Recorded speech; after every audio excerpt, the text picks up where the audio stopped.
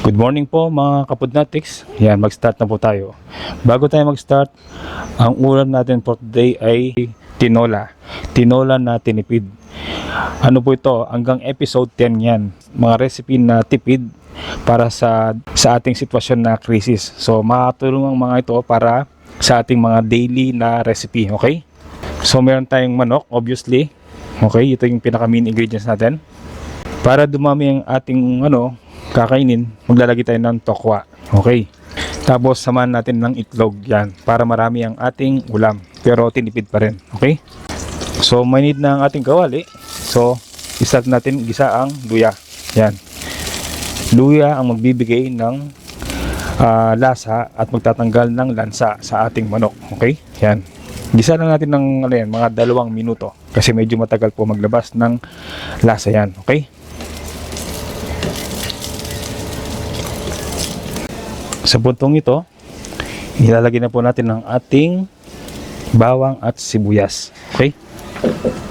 Pinagsabay ko na po ang bawang at sibuyas. Yan, ito yung sibuyas. Pinagsabay ko kasi mamaya lalagyan natin agad yung manok. So yung manok, di ko agad lalagyan ng tubig yon. So hayaan natin silang magisa sa sarili ng mantika mamaya. So mangyari, yung bawang medyo masusunog ng konti. I mean, hindi na masusunog, magiging brown siya. Kaya pinagsabay ko na ang bawang at sibuyas. Kung titignan niyo po, wala po masyadong mantika ang nilagay ko. Kasi mamaya, hayaan natin mag-render ng mantika ang manok. Yan, lagyan na po natin yung manok. Ayan.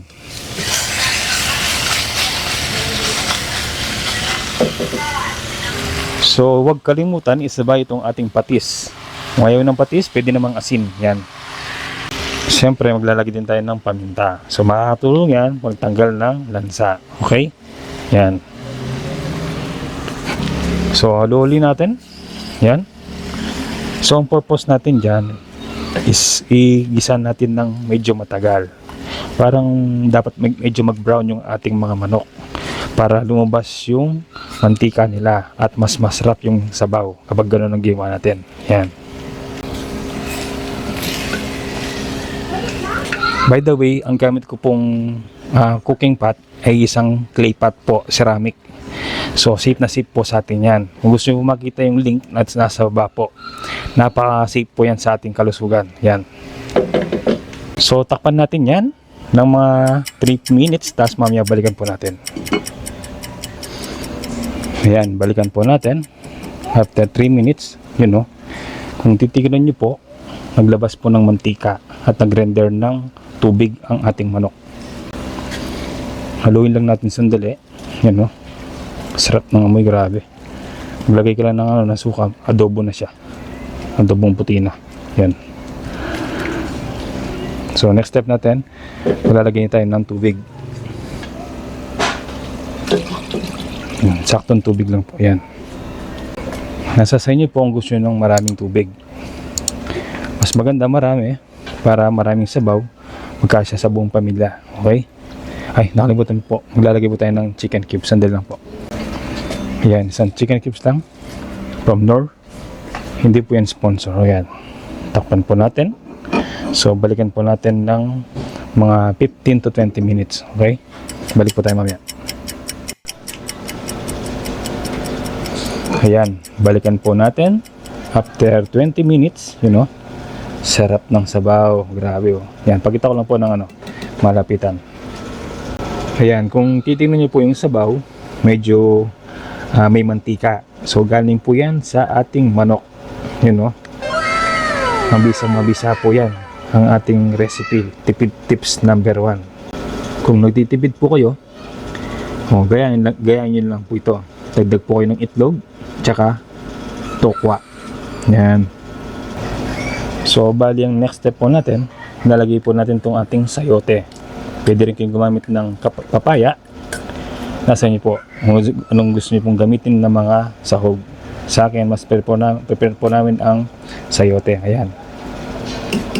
So takpan po natin ulit ng mga 5 minuto hanggang lumambot na po yung sayote. Pagkatapos, ready na po yan. Ayan, balikan po natin. After 5 minutes, yun, no, kulong-kulo po. So, yung mga sayote na yan, luto na po yan. So, malapit na rin po tayong matapos. Maglalagay po tayo ng tawag dito, malunggay. Kung wala po kayong malunggay, pwede po kayong maglagay ng dahon ng sili. Yan. Siyempre, huwag kakalimutan ng siling haba. Yun. Ayusin lang natin ng konti. Yan. Para presentable mamaya. So, yung heat residue, yan na magpapaluto sa mga dahon at green chili. Yan. Kagaya ng sinabi ko kanina, gagamit po tayo ng mga itlog. Yan. Pamparami po yan. Yan. Grabe, sarap niyan. Tapos, meron din tayong tokwa. Yun, no? Panalo, grabe. So, anong masasabi niyo po sa ating recipe for today? Tipid na, masustansya, at nababagay po sa parating na Lenten season.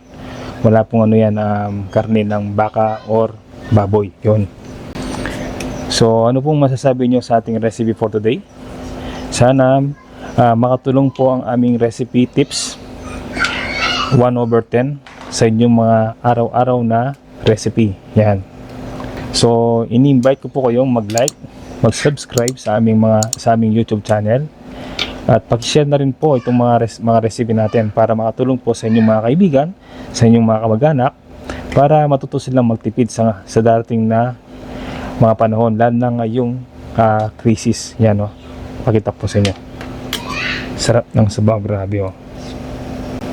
So, ayan. Maraming salamat po sa continuous na pagsuporta sa aming YouTube channel. Mabuhay po tayong lahat sa kabila ng krisis. Okay, magdasal po tayo at isipin po natin ang budget po natin lagi. So, ito, TV tips po ito. Maraming salamat po. Ingat po lagi at God bless. Approve.